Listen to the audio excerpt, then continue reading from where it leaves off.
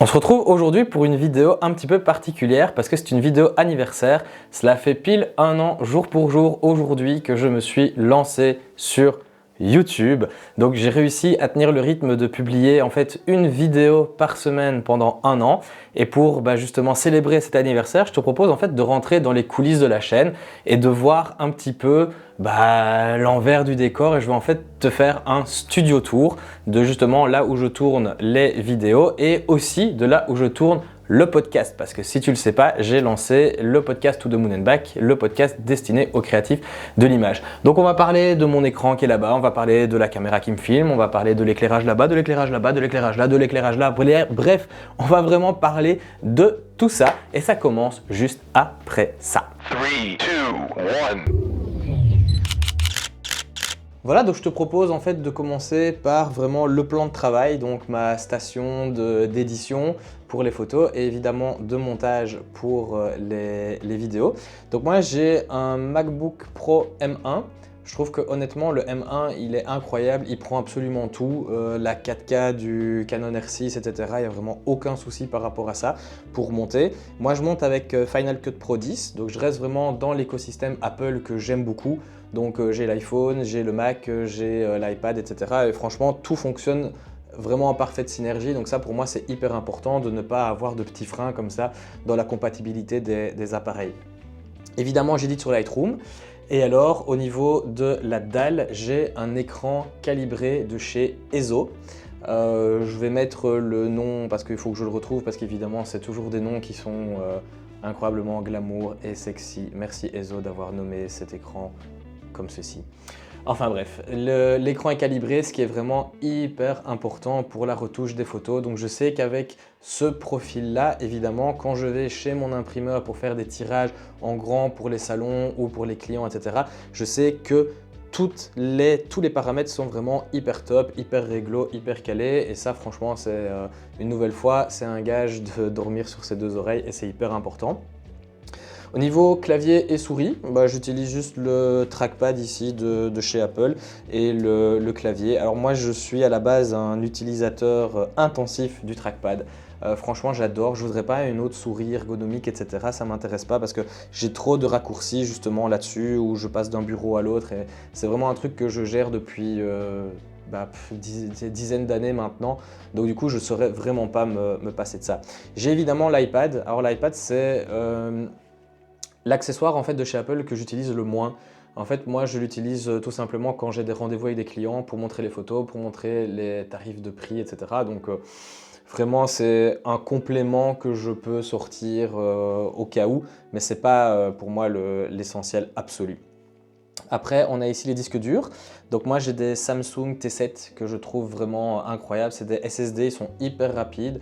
Donc je mets directement les photos des mariages quand je rentre dessus et j'édite à partir des fichiers RAW qui sont sur les disques durs. Donc franchement, c'est hyper rapide. Après, pour les vidéos, donc moi j'utilise des disques durs de chez Angelbird pour justement l'Atomos Ninja 5, mais ça j'en parlerai juste après quand on parlera du poste où je filme. Et alors évidemment, ça, comme par hasard, il faut acheter l'accessoire qui coûte un bras aussi, juste pour pouvoir connecter le disque dur en USB-C à son PC ou à son Mac. C'est juste extraordinaire et on remercie beaucoup de faire comme ça des accessoires qui sont juste géniaux et puis de devoir débourser 20 € et puis 30 € et puis 50 € et puis 60 € et puis 70 € juste pour pouvoir les connecter à ces appareils. Merci beaucoup. Mais en tout cas, moi je suis hyper content une nouvelle fois de la rapidité. Par rapport à ceci, la planche en bois, c'est d'une société qui s'appelle Okiwood. C'est aussi avec eux que j'ai la coque d'iPhone en bois. Moi je suis super content, franchement je trouve ça super classe. Je peux mettre des liens dans la description, c'est absolument pas sponsorisé etc. Mais je trouve que c'est vraiment des bons produits. Et donc voilà, j'ai opté pour un bois qui allait avec le bois du bureau qui n'est pas de chez Okiwood. Je sais que Okiwood propose des bureaux assis, debout etc. qu'on voit dans tous les studios tours sur YouTube.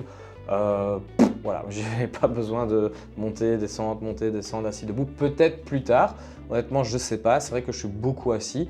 Maintenant, si j'ai envie d'être debout, je me lève et je vais faire un tour, etc. Donc voilà, j'ai pas trop ce problème-là. Et du retour que j'ai en fait des gens qui ont les bureaux assis debout, en fait, ils les utilisent quasiment tout le temps assis. Ce qui m'intéresserait, c'est peut-être plutôt d'avoir un bureau assis debout pour pouvoir filmer les vidéos YouTube et pour pouvoir, par exemple, le mettre plus haut quand j'ai besoin de filmer des produits, etc. Plus bas pour me pencher, pour parler à la caméra, etc. Ça, c'est vraiment un truc qui serait à ce moment-là utile. Mais comme ça, juste ici pour travailler, honnêtement, j'ai pas le besoin. Et le bureau qui est ici, c'est un bureau que j'ai acheté juste dans un magasin de meubles, ici pas loin. Et alors ceci, le petit tapis, ça c'est aussi du Okiwood. Et sur tout ce bureau, c'est même pas ça mon objet préféré. Mon objet préféré, c'est celui-là.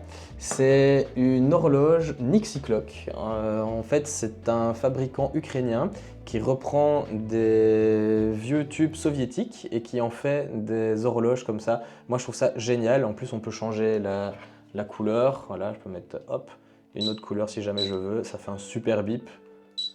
Tout le monde devient fou quand je fais ça, mais bon, bref. Mais en tout cas, franchement, moi, c'est le truc, c'est l'accessoire que j'adore, qui est absolument pas indispensable, mais comme ça, voilà. Moi, je regarde pas l'heure sur mon téléphone quand j'essaye de travailler, je veux vraiment que tout soit coupé. Donc du coup, en fait, ça me permet d'avoir ça, et franchement, ça met la date et tout ça. Je suis mais trop fan, et j'ai eu de la chance. Parce que je l'ai acheté juste une semaine en fait avant malheureusement le début de la guerre en Ukraine.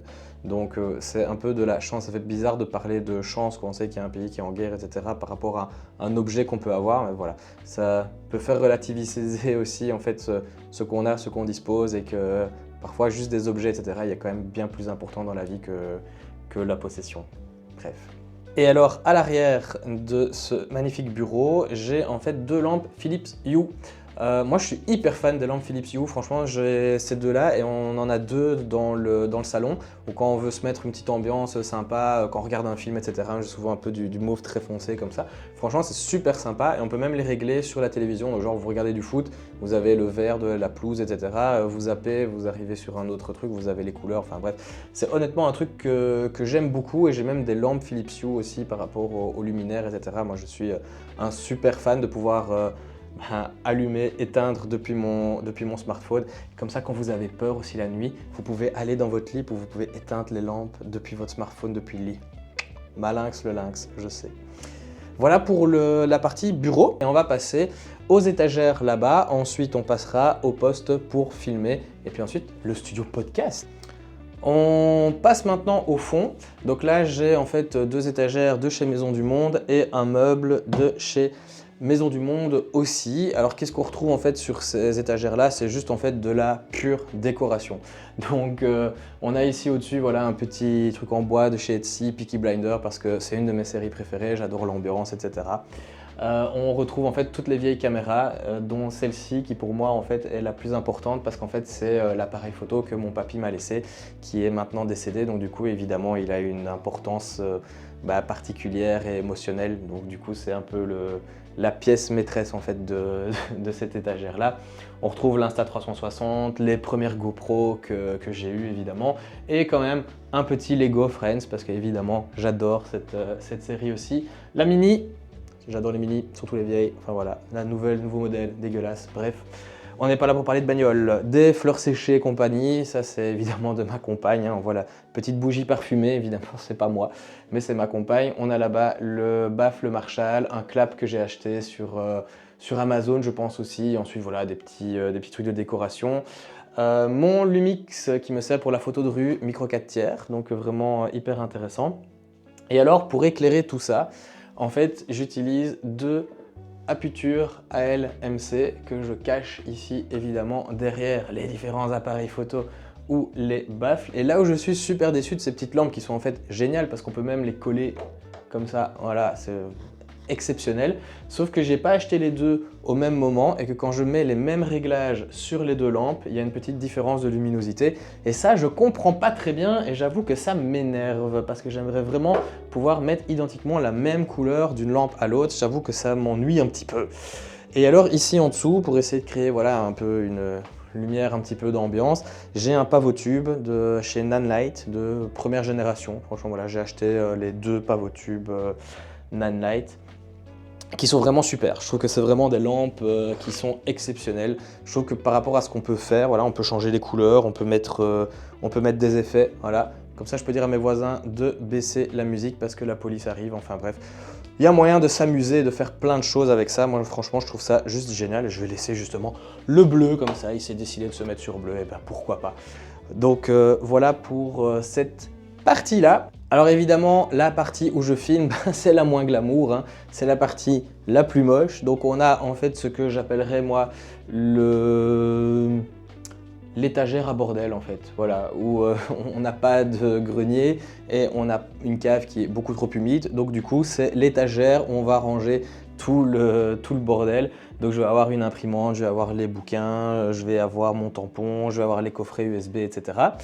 Et puis ensuite, il y a cette magnifique lampe. C'est une Aputure 120D. C'est un peu un standard dans le YouTube game.